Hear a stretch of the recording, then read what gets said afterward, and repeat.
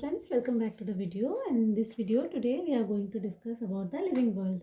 We'll complete the whole chapter. Okay, so stay tuned until the end of the video. Okay, I tried to make this video in pointwise manner so that it is very easy to remember and write in the examination. Okay, so let's start the video. So first of all, what do you mean by life, or what do you mean by living? Okay, so basically life is a characteristic, okay, of organism that exhibits certain key processes. So it's a characteristic, okay, that is displayed by the organism. Okay, so the organism, they actually displays basically six uh, types of characteristics. Okay, so we will discuss it one by one. The first characteristic is organization. Okay,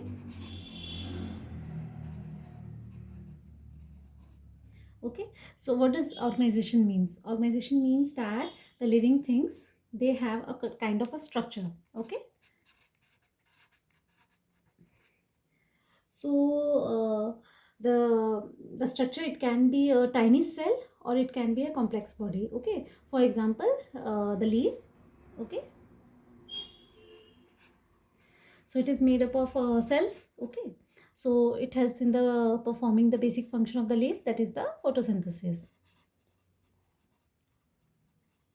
And if we talk about the animals, then, or the mammals like us also, then we have the complex organs, okay, like hand, limbs, okay, heart, brain, etc.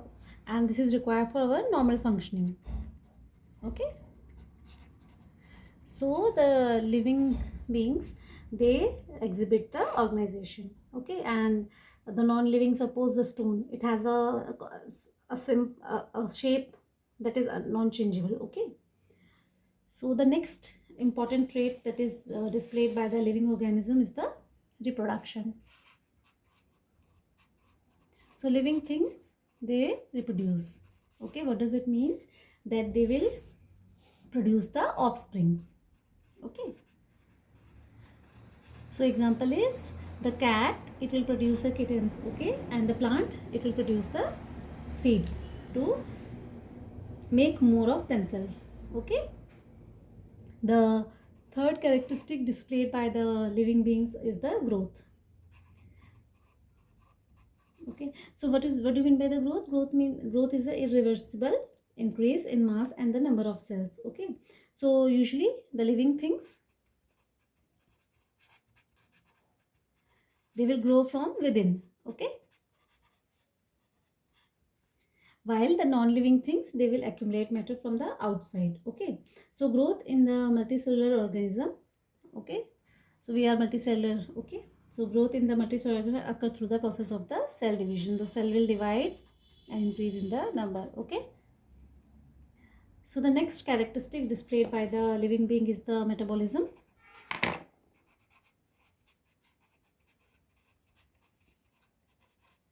So metabolism is known as the sum total of all chemical reaction. Okay, so it's all the chemical reaction occurring in the body of a living being. Reaction. Okay, so now a quick introduction that metabolism is comprising of anabolism and catabolism. Okay, so anabolism means building up of a complex molecule from simpler one. So anabolism is building up. Okay, so the chemical reaction that builds up, they are anabolism. Catabolism is the breakdown reaction. Okay, so in the process of anabolism, the building up of complex molecule occur from the simpler ones, whereas in the catabolism, the breakdown of complex molecule into simpler one will happen, and the enzymes, they will act as a catalyst that will facilitate the metabolic reactions. Okay, so these traits are present in the living being only. Okay, the fifth is the consciousness. So consciousness, we know that what does the consciousness means, that we are aware of what is going in our surrounding and we will respond according to that surrounding. Okay, so suppose there is a heat, then what the plant will do, the plant will just try to escape, because plant cannot move from one place to another, right?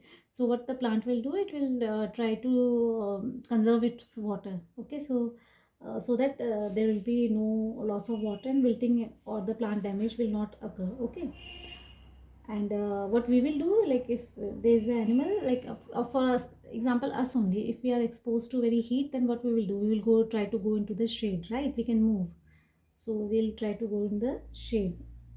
So this is our consciousness. The last one is the cellular organization. Okay, so cellular organization. So the living being displays the cellular organization, and there are unicellular and multicellular uh, organism.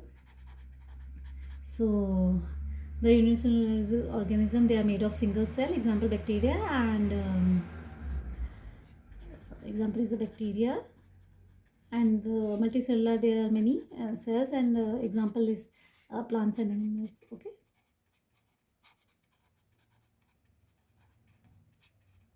so I hope up till here you understand that what is life. So life is characteristic of an organism, okay, that it exhibits certain key processes, and these are the six key processes that is displayed by the living beings: the organization, reproduction, growth, metabolism, consciousness, and the cellular organization. So now let's move into the another topics, and in this topic we are going to discuss about the biodiversity. Okay, so what we will learn in biodiversity, we will try to understand what is the concept of the biodiversity.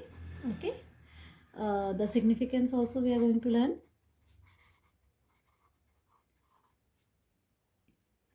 Then we are going to learn about the classification system.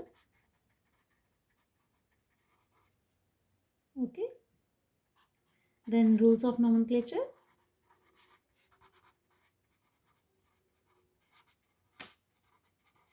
and we are going to talk about the systematics also. Okay, so let's discuss the topics one by one. So first of all, what is biodiversity? So we will write the definition. Okay, so the definition of the biodiversity is, it's the number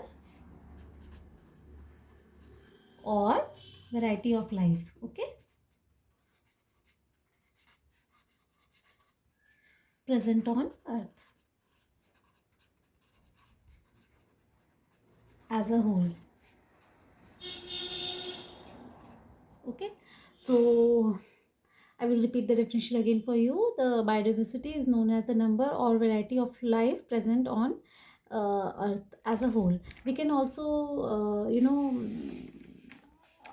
state the definition according to the habitat also, in a particular region also, that if you want to know what is the biodiversity in particular zone, then we will say that there are some total of these number of varieties they are present there.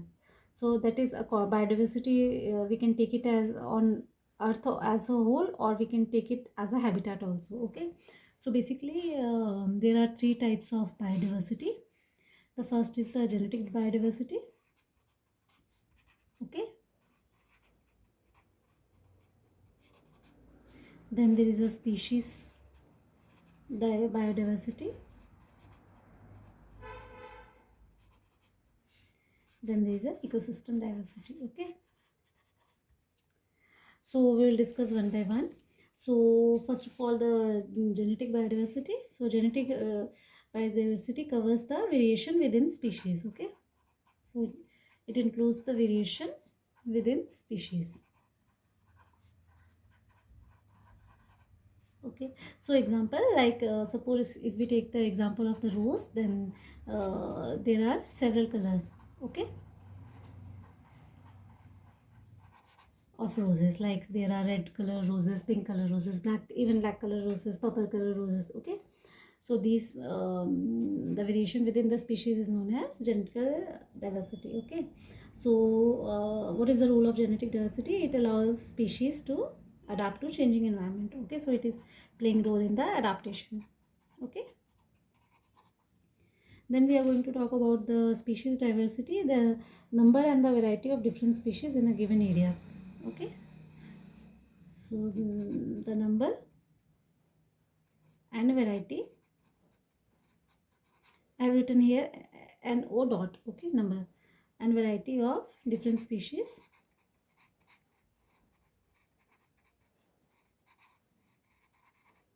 in a given area, okay, is known as the species diversity. Okay, so example is like we can take the example of the rainforest. Okay, so the rainforest will have the insects and birds also, and the wide ocean is also the example, that is the home to countless fishes and marine mammals. Okay, so there are different kinds of fishes into the wide ocean also. Okay, so the ocean is also the example of the species diversity. And obviously the forest, there are so many types of plants, so many types of insects, so many types of birds. Okay, so then comes the ecosystem diversity. So the variety of the habitats, the biological communities and the ecological process in the biosphere is covered under the diversity. So what will differ? The habitat, there will be the variation in the habitats, biological communities,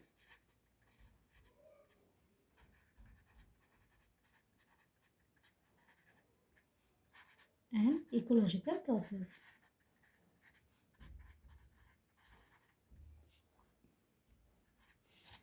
And if you want to take the example, the ecological ecosystem diversity, we can observe that there is a huge difference in between the coral reefs, deserts,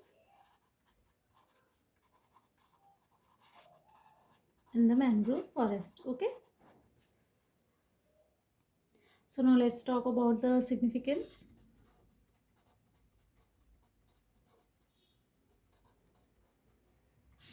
So what is the significance of biodiversity and why does it matter? So I will try to explain the significance in four broader terms. The first is the ecosystem stability and resilience. Okay,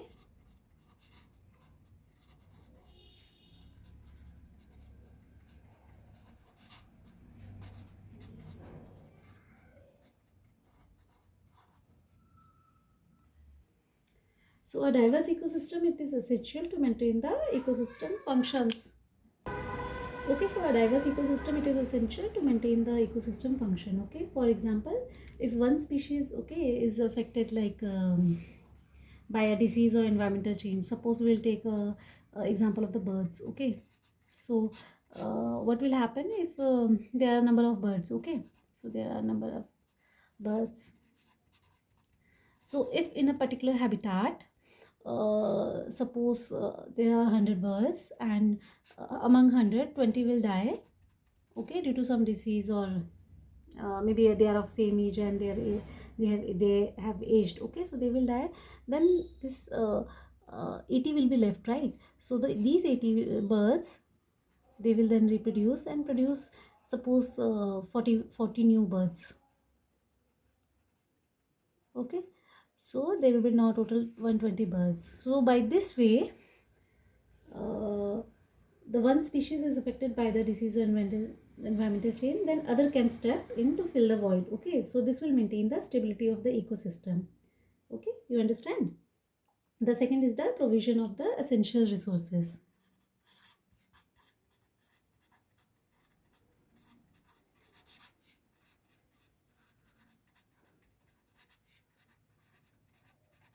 So what does it mean that?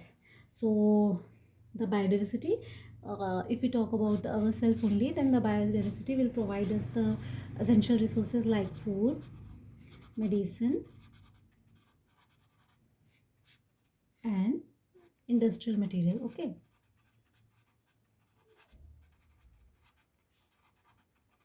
so if we talk about the food, then diversity, if there is a diversity, right, then we will get the different vast array of the food sources from the crops, okay, and the livestock. Okay, and so now, like, if we know, then we have the wheat also, then we have rice, barley, etc., right? So this is all diversity in the food. Okay, so from the medicine also, we are from the natural sources, we are getting many medicines also. For example, we are getting the penicillin from fungi. Okay, then we are getting the industrial material of our use also from the this diversity. Okay, we are getting the wood, different kinds of wood, fibers, resins, etc., right? So all this we are getting because of the diversity. The third is the regulation of ecosystem process.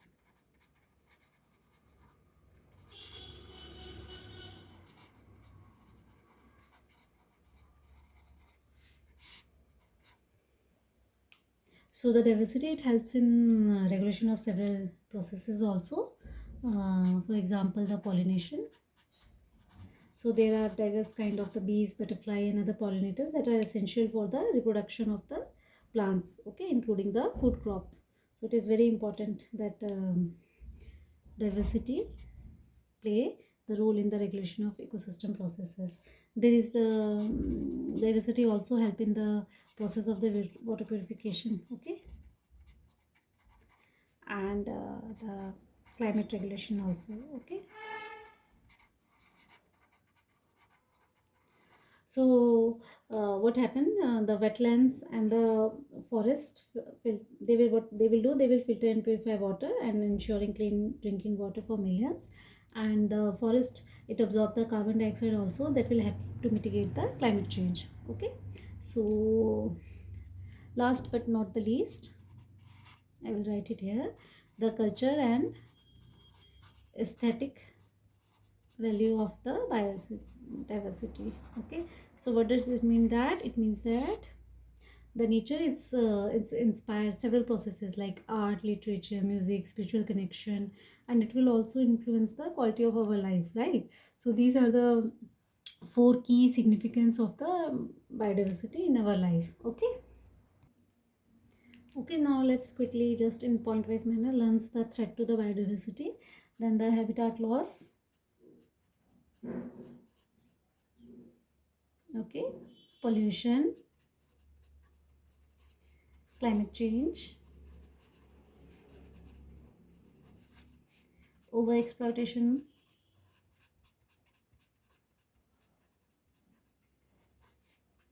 and the invasive species, okay. So these are the major threats to the biodiversity, okay. So let's now talk about the important next topic of class 11, that is the nomenclature, okay.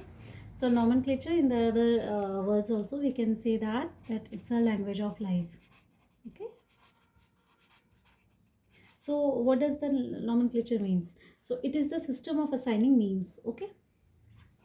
So system of assigning names to living organisms, okay. So but why this system that assigns the name to the living organism is needed? Because to ensure that the scientists worldwide can communicate unambiguously about the specific species. So if I see, suppose if I say that there is an elephant, look, there is an elephant, then we all know, what elephant is. But why we know that what elephant is? Because from the childhood we were taught that, okay, this kind of species is known as elephant, okay, this is dog. So because there is only one name, so we all correlate to it, okay. So we can just imagine, if I say, if you 20 people are sitting and I'm saying that, see, there's a dog, so everybody will have the almost same picture of a dog, okay, in their mind. So this is all because of the because of the nomenclature, okay. So but I will write it here, that nomenclature, why nomenclature is essential, okay, why it is necessary. So first of all, to avoid confusion, okay. What kind of confusion? Like one species, it might have the multiple common names, okay, or there may be a common name, one common name that might refer to several species, okay. So this will lead to the confusion. So to avoid the confusion, we will just give it one name only, okay. And then second, we will, the second need for the nomenclature is due to universal need for universality, okay. So the nomenclature, it will provide a standardized, universally recognized system. Okay, so this will allow people from different countries and language and background to communicate effectively. Okay, so it eliminates the ambiguity caused by the regional variation in common name. Okay, then third is it will make it very easy for organization and information retrieval.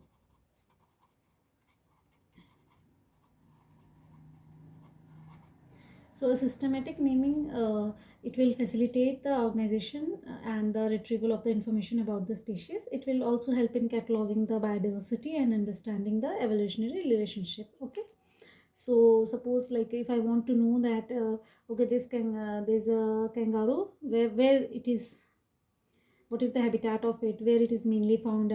Okay, so this I can just find out if there is a proper system of nomenclature. Okay, and last but not the least, the precision. So the nomenclature, the scientific name, it will give a level of precision that common names generally lack. Okay, and this precision is essential for the scientific research, conservation efforts and other application. So this will broadly underline the importance, why the nomenclature is an important process and why it is needed. Okay, now let's talk about the binomial nomenclature. Okay, so bi means two. Okay, so binomial nomenclature, it is most widely used system of biological nomenclature. Okay, and it was popularized by the researcher or scientist, we can say, Carl Linnaeus. Okay, so according to binomial nomenclature, the name of any species, it will have, bi means two, so it will have two parts. Okay, so the first part will be the name of the genus. Okay, and the second part will be the specific epithet. Okay, it means that the name of the particular species. Okay, so according to the binomial nomenclature, the name of the organism should consist of the two parts. The first will indicate the genus and the second will include the specific epithet. Okay, for example, human is also known as Homo sapiens. Okay, so this Homo, it represents a genus. Okay, and this sapien represents the specific epithet, or the species. Okay, so now let's talk about the rules of the nomenclature. So first of all, as I say that it's a binomial system. Okay,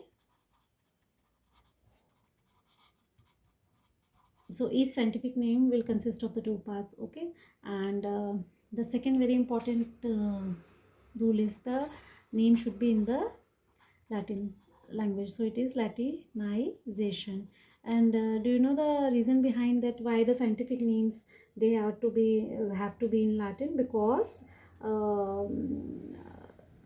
to ensure its universality, as Latin is a dead language, therefore it is less subjected to the change. Okay, so if there is a name in the Latin, that will because this is a dead language, we are no longer using it as an active language, so there is very little chances that the name will get changed. Okay, so the name has to be in Latin language. Okay, the third is the genus name. So genus name, it has to be always in the front. Okay, the name will always start with the genus only. Okay, and it should always be in the capital. The first letter should be always in the capital. So if you're writing the Homo sapien, then H will always be the capital. Okay, the next rule is for the specific epithet. So the specific epithet, it will always follows the genus name. Okay, and it has to begin with the lowercase letter. Okay, so Homo sapien, the S will always be in the lowercase. It is not capital, right?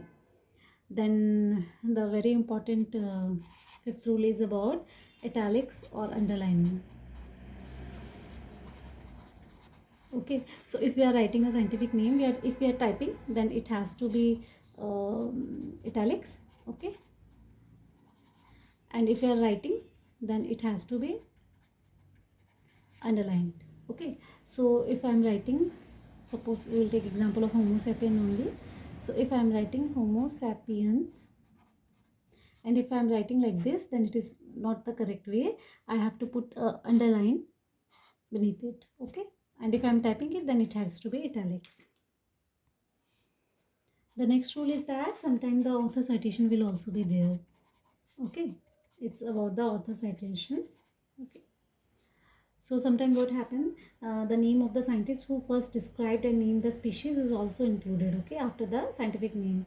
So example is, I will give you Mangifera indica. Okay, so M is capital, I is small because this is specific epithet. Okay, so here Lin is for the linnaeus. Okay, so it's an abbreviation. So carefully see what I am doing. Okay, so I have to underline the scientific name. Okay, this I will not underline. M will because it's represent the genus, it has to be capital, and I, the specific epithet, it should be in lowercase. Okay, and it has to be underlined, and this Lin is the abbreviated form of the complete name, that is the linnaeus. Okay, so these are the basic rules of nomenclature of a scientific. Okay, so now let's start the another topic, that is the classification and systematics. So suppose imagine we are in a library, okay, and there are millions of books that are scattered haphazardly, and you want to find a specific book. Okay, so how would you do it? It's a mess, right? So this is what studying life without there is if there is no classification or the systematically arranged data. Okay, so both classification and systematics, they will provide the framework, okay, for organizing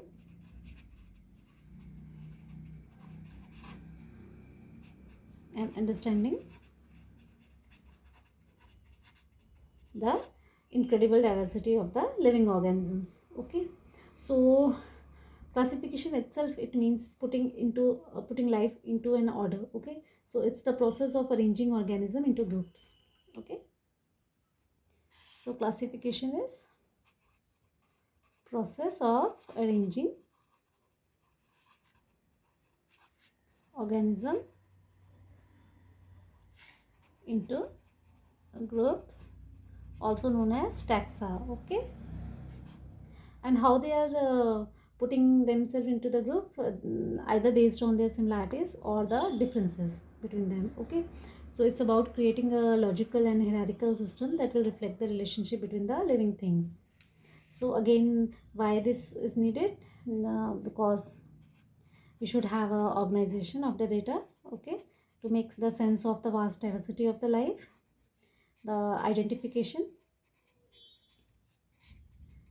So if you want if you know, if you saw some random species, then if it is already organized and we know about it, then we can easily identify it, right? So for the easily identification and naming of the organism, this classification systematic is needed.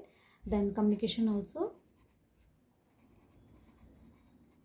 So suppose if I'm sitting in America, and if I'm someone is sitting in the Africa, so I want to name suppose a plant species. So if there is a common scientific name, then I will just ask him to pick that plant only. Otherwise, if I say something in my language, and then if he picks it somewhere, some else, some other plants, because the name is different in the Africa, so it will be a mess, right? So for the better communication, a common language for the biologist, the classification and systematics are much needed. Okay, and then to study, or we can say the research to facilitate the study of the evolutionary relationship and the biological process, the classification systematics, they are much needed. Okay, so how does actually it works? How does classification it works? So basically, the organism, they are grouped, okay, based on shared characteristic. So first is the morphological, that is the physical appearance, okay. Then the organism can also be divided according to the anatomical feature, that is the internal structure, okay. Then physiological features,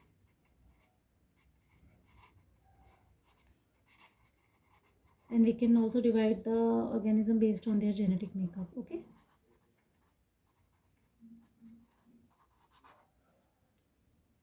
Next, let's talk about the taxonomic hierarchy.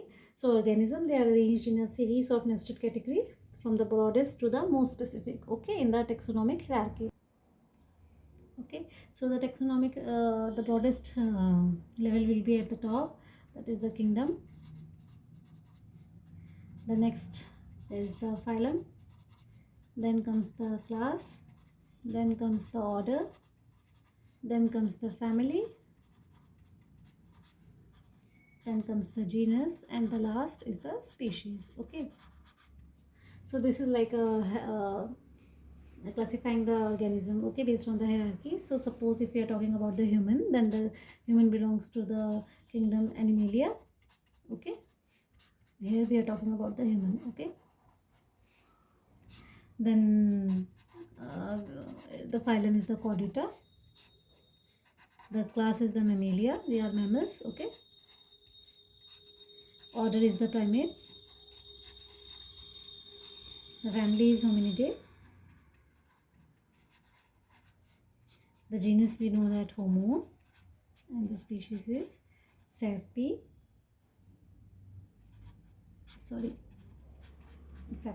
okay. So now next, let's quickly talk about the systematics, okay.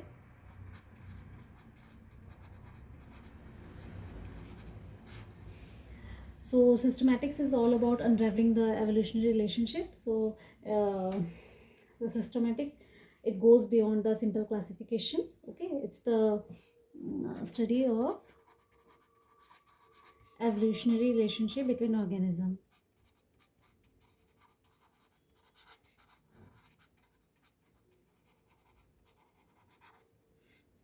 Between organism, okay.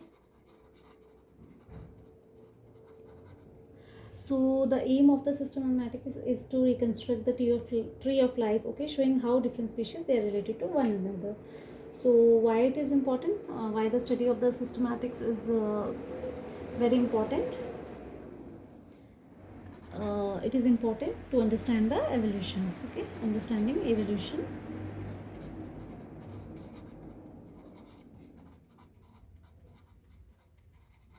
So by this, to trace the history of life on earth, we need systematic, okay.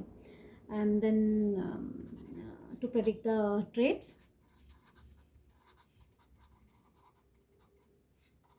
So through systematics, we can also infer the characteristic of the extinct ancestors, okay. Then the conservation of endangered species and their habitat, okay, we can prioritize. And then for the biotechnological interventions,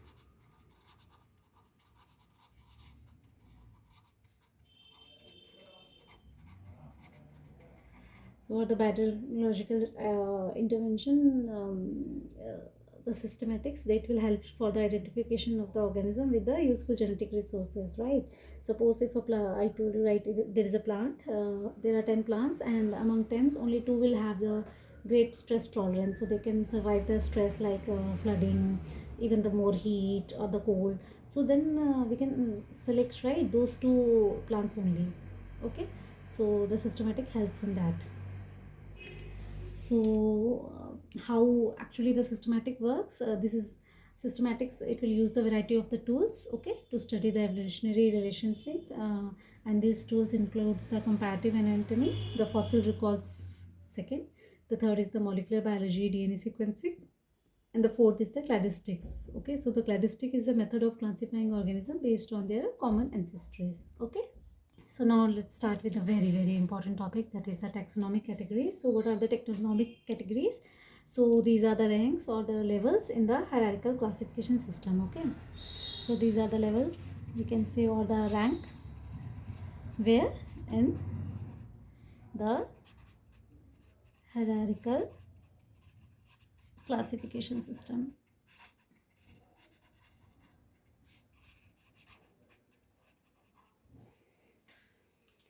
Okay, so each category it will is a will represent a taxon.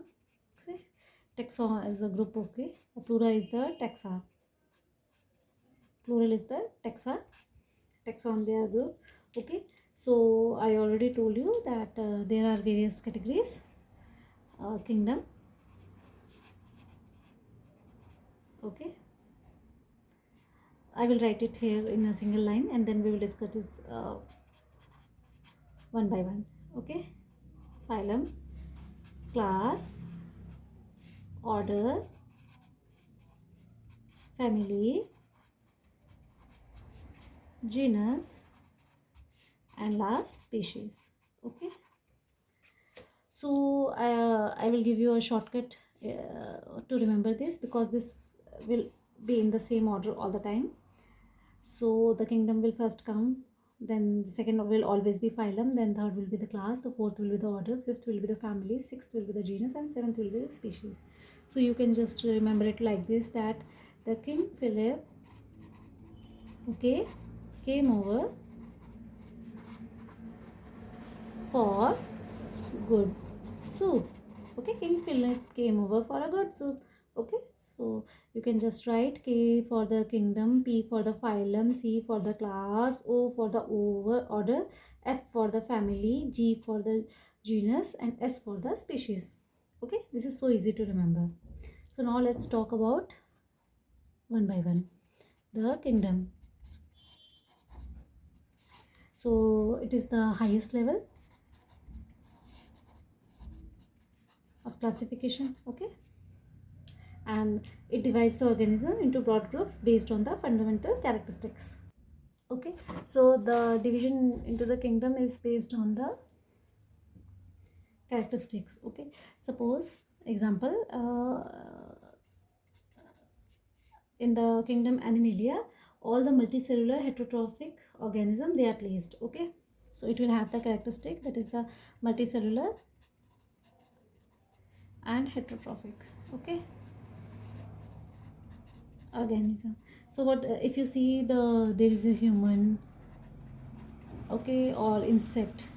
So because we are multicellular and heterotrophic, we are put into the kingdom Animalia. Okay, and if we talk about the plant, so then it's the kingdom is the Plantae. Okay, so all the multicellular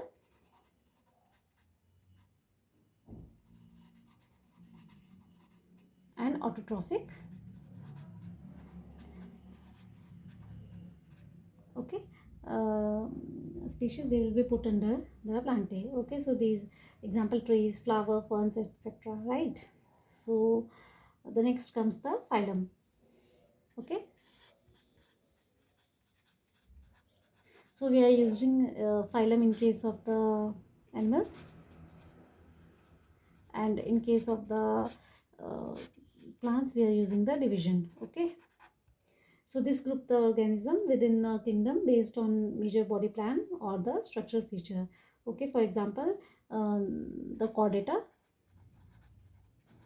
Okay, the organism with the notochord, dorsal nerve cord, and the pharyngeal slits, they are put under the chordata. Okay, and if the organism is having the joint appendages and exoskeleton, then they are grouped into the another phylum, that is Arthropoda. So each phylum will group the organism within the kingdom based on the major body plan, okay, or the structural feature. So the groups here, they are made based on structural feature. Okay,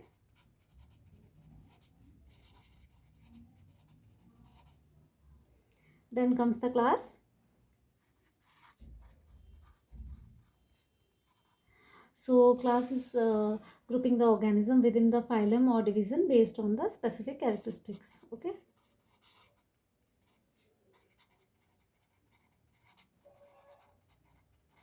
So on the top will be the kingdom. Under kingdom there will be a phylum, and the phylum there will be a class. Okay. So here the group, the organism, they were grouped, okay, within the phylum or division based on the specific characteristics. Okay, like suppose if you are talking about the mammals, the organism with the mammary glands, hairs, and the warm blooded, okay, they are put under the mammalia. Okay. Next comes the order.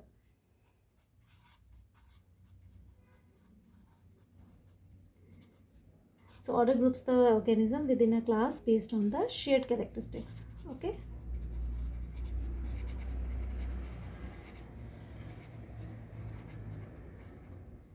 For example, the primates, the mammals with the grasping hands, the large brains, and the forward-facing eyes, like okay, example like human and monkeys. So they are put under the order primates. Okay, and the flowering plant that includes the rose family, they are put into another order, that is the rosales. Okay, the fifth will come family. So here groupism is done based on the closer similarities. Okay.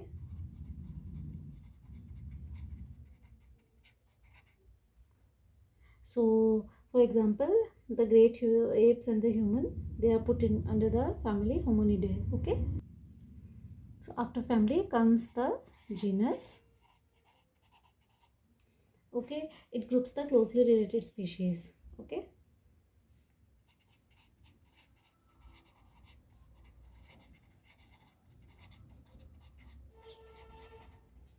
And last is the species. Species is the basic unit of the classification. Okay, and a group of organisms, they are pairs that can be interbreed and produce the fertile offsprings. Okay. So the consideration for grouping the organism include the interbreeding and producing the fertile offsprings. Okay. Okay, so if we talk about the before closing the video, taxonomic categories, you can remember, I told you how to remember it. Okay, but if we start from the base, then first comes the species. Okay, then genus. This we are starting from the down. Okay, then the family, then comes the order, then comes the class, then comes the phylum or division, and ultimately the topmost is the kingdom. Okay, so these are the various taxonomic categories, and I told you to remember this. How we can remember this? That the King Philip